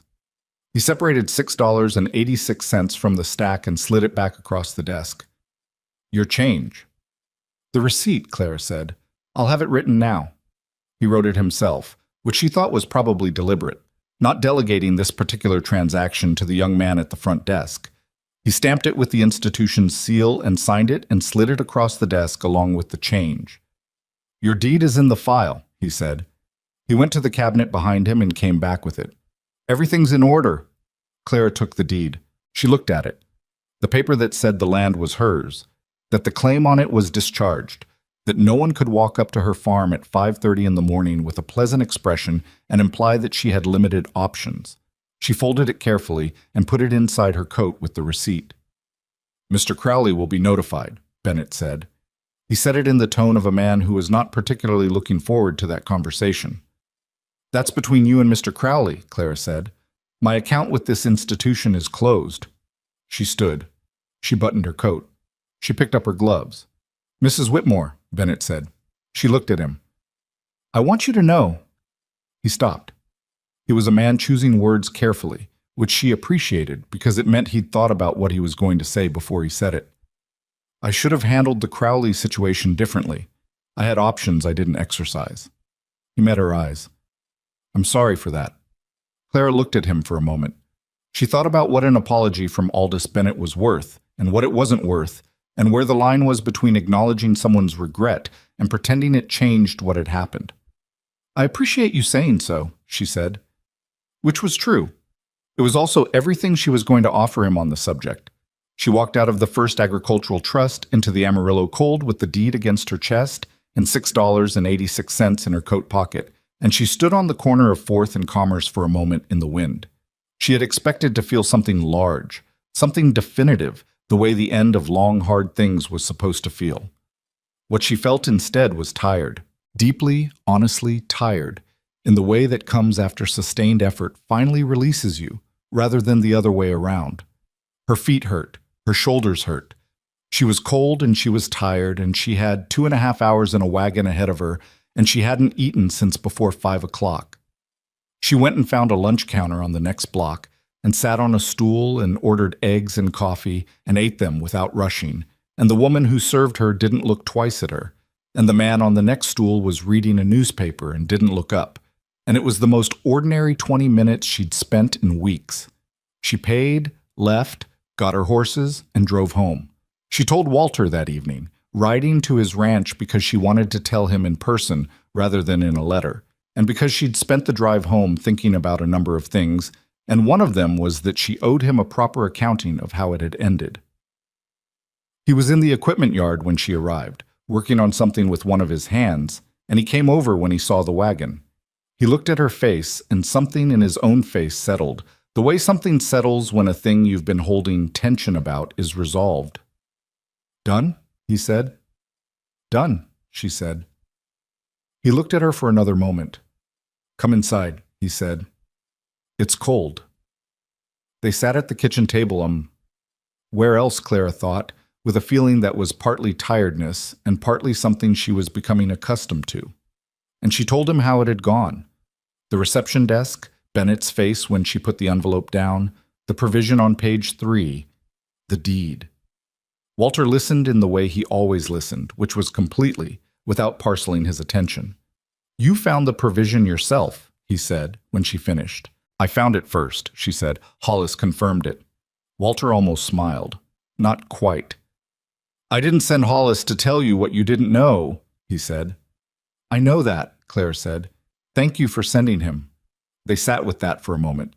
The stove in Walter's kitchen was the same stove she'd sat beside in November and October, and the table had the same coffee rings and the same slight wobble on the left leg that she'd noticed weeks ago, and the room felt familiar in a way that rooms you've sat in through difficult things tend to feel.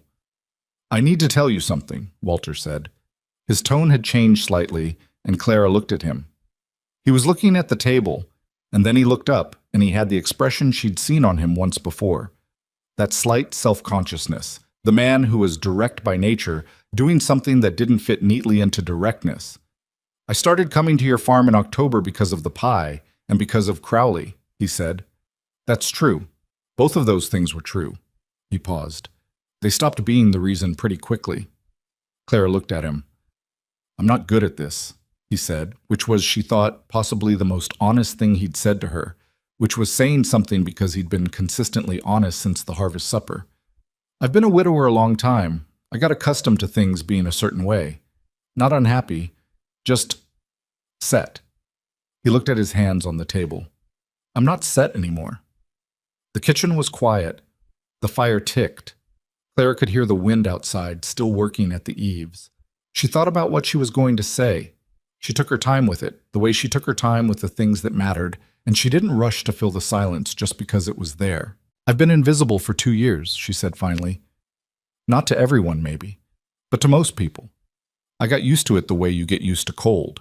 You stop expecting warmth, and you start managing without it. She looked at him directly. You looked at me at the harvest supper like I was a person worth looking at. You sat down next to me on a bench nobody sits on and asked me what was in my pie recipe. That sounds like a small thing, she paused. It wasn't a small thing. Walter held her gaze. No, he said. It wasn't. I'm not easy, Clara said. I want you to know that clearly, because I think you probably suspect it, and I'd rather you hear it from me directly. I have strong opinions about my land and my kitchen and the way I run things, and I don't change those opinions because someone wants me to. I know that, Walter said. I'm also not... She stopped. She looked at the table. Then she looked back up, because she'd made a decision at some point in the past few months. She wasn't entirely sure when, that she was done looking away from hard things. I'm not the woman this town thought I was. I'm not a sad widow who couldn't manage.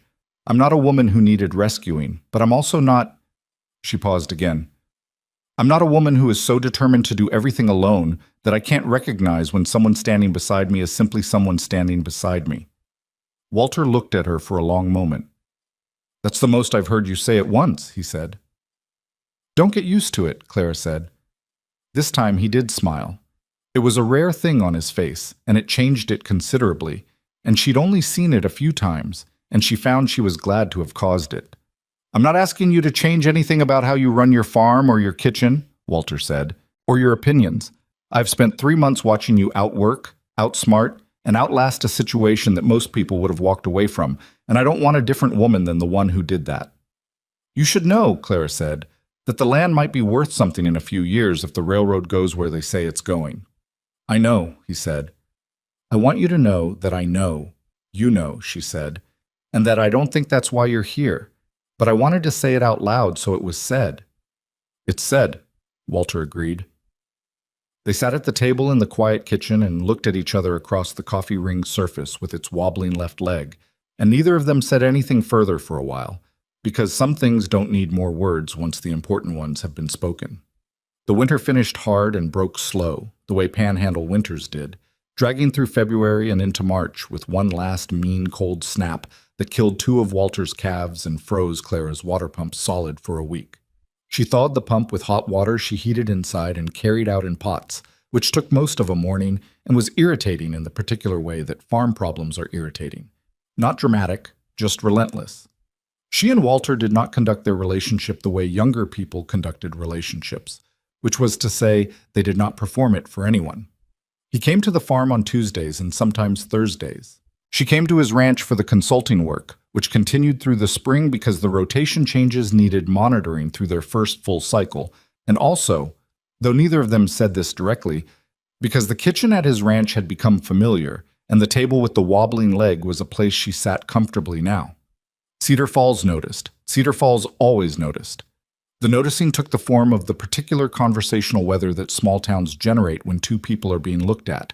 Glances at the harvest supper had become nods, and nods became greetings, and greetings became actual conversations. And at some point, Clara realized she had stopped being the woman at the far end of the bench and had simply become a woman in the room, which was all she'd ever wanted to be. Harriet Plum acknowledged this transition in the way Harriet Plum acknowledged most things, obliquely, through action rather than speech. She began buying a pie a month, regular as the calendar, and she never commented on it beyond a brief nod at the transaction, and Clara never asked her to comment on it, and they maintained this arrangement with a mutual dignity that suited them both. Ruth Acker introduced Clara to her contact in Amarillo in March, as she'd promised. The contact, a woman named Vera Stoddart, who supplied dry goods and specialty foods to 4 outfitters, tasted the apple pie, and offered Clara a standing order of 12 pies a month without any negotiation, which was the first time a business transaction had ever genuinely surprised her. She took the order, revised her production schedule, and wrote in the new income with the same careful hand she'd used to write in the numbers that had terrified her 4 months ago. The ledger looked different now. Not easy. Farms were not easy, and the Texas Panhandle was not a forgiving place, and there would be bad years ahead as surely as there had been bad years behind. But the numbers had room in them now. Margin. The particular relief of a life that had been operating with nothing left over and was now, just barely, operating with something.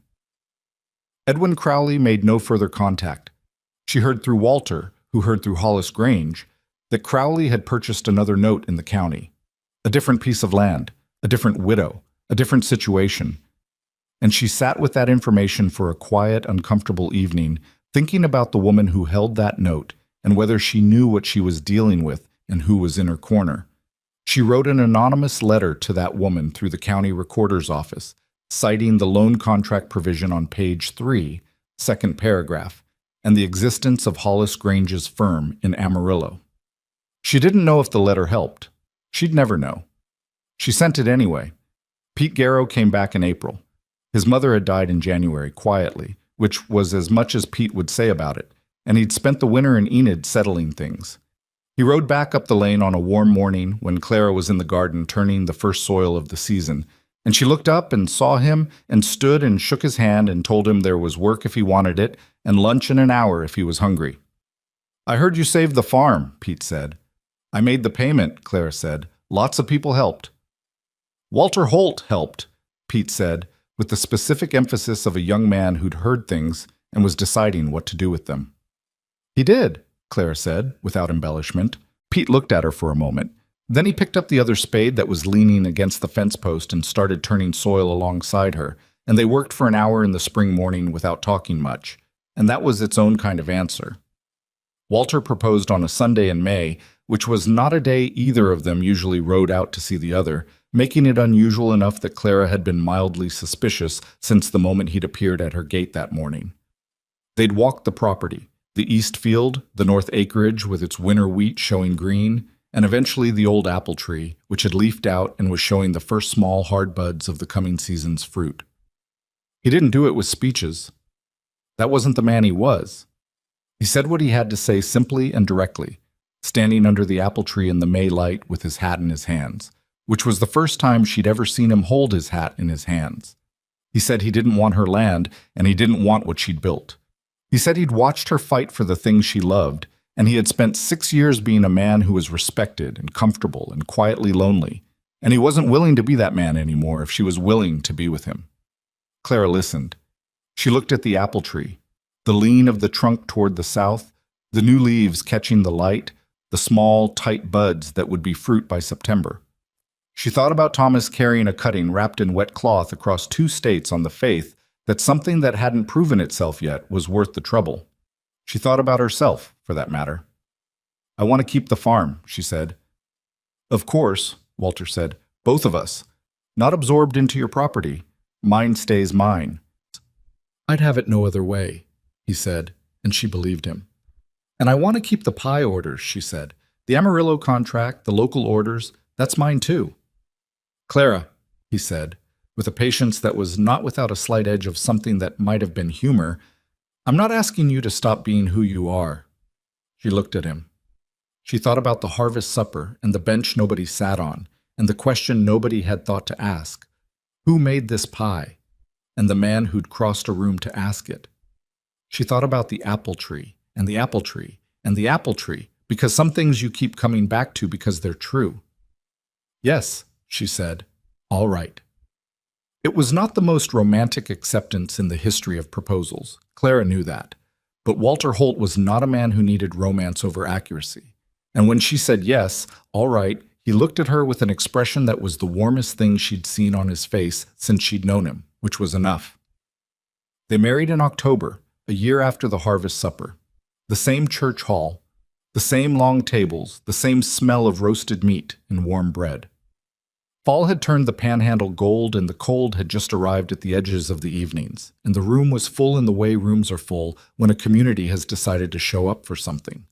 Clara wore a dress that Ruth Acker had helped her make, blue-gray wool, properly fitted, and she looked at herself in the mirror before the ceremony and made the same accurate inventory she always made. A heavy woman, now 35, with a plain face and tired eyes, and hands that told everything about her life. She looked like herself. That was enough. It had always been enough. She'd just spent 2 years surrounded by people who'd needed to be reminded of it. Walter was already at the front of the hall when she came in. He was in his good coat, and his boots were the same boots he worked in, and when he saw her, his face did the thing it did that she'd stopped being surprised by. Settled, like something finding its right place. The ceremony was brief. They were not people who needed long ceremonies. Afterward, there was food. Of course there was food. This was Cedar Falls. This was a harvest hall. And at the end of the long dessert table, among the custards and the cakes and the cookies, sat 3 apple pies. Clara had made them herself 2 nights ago, in the same kitchen where she'd made 23 pies through the night last November, with Walter cutting wood in the yard at 1 o'clock in the morning.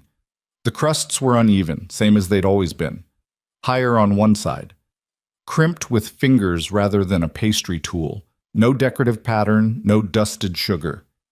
The apples from the old tree on the back of her property, tarter than anything you'd get at market. Walter reached the dessert table after most of the guests had eaten, and he cut himself a piece of pie and tasted it the way he'd tasted it at the same table 1 year ago. Slowly, with full attention, the way a man tastes something he finds genuinely extraordinary. He stood there for a moment. Then he looked up, and he looked across the room until he found Clara, who was talking to Ruth Acker and Deborah Krause near the far wall, and he raised his voice just enough to be heard over the noise of the room. "Who made this apple pie?" he said. The room went quiet, not because it was demanded, but because people recognized the moment, this particular town, this particular question, this particular year, and they let themselves be still for it. Clara looked at him across the full length of the hall. There was no bench she was sitting on this time, no plate balanced on her knee, no posture of practiced smallness. She was standing in the middle of her wedding in a room full of people who were looking at her the way people look at someone they have decided to see. "I did," she said. Walter tasted the pie again. He nodded once. "The best I've ever had," he said. "Same as last year." "Same recipe," Clara said. "Same tree." The room laughed, warmly, the way rooms laugh when something lands exactly right. And the noise rose back up, and the celebration continued, and Ruth Acker put her hand briefly on Clara's arm, and Harriet Plum, from 3 yards away, gave a nod that contained something she'd never gotten around to saying out loud. Clara let it all settle around her and looked across the room at the man she'd married, who was cutting a second piece of pie with the straightforward satisfaction of someone who had exactly what he wanted. Here's what she knew, standing in that room on that October evening, that worth is not visible to people who have decided not to look. That some people will spend years not seeing something that's right in front of them, and then decide, when circumstances finally force their attention, that they'd recognized it all along. That you cannot wait for the room to see you before you begin. You begin anyway. You make the pie, and you bring it, and you sit on the hard bench, and you keep the farm, and you read the contract all the way to page 3, and you write the anonymous letters, and you accept the help when it's genuinely offered without strings, and you stay. You stay when staying is difficult and unglamorous and nobody is looking, especially then. Thomas had known that. He'd carried a cutting wrapped in wet cloth across 2 states on nothing but the belief that it would become something worth the trouble. The tree was 18 years old now. It was crooked and weathered, and it leaned badly toward the south from the wind. Every fall it produced more fruit than the year before. Clara picked up a plate and helped herself to a slice of her own pie, and tasted it and found it exactly as good as she'd meant it to be. Not perfect, not smooth or elegant or without its flaws, just good, deeply and honestly good, in the way that things are good when they come from somewhere real. That had always been enough. It always would be.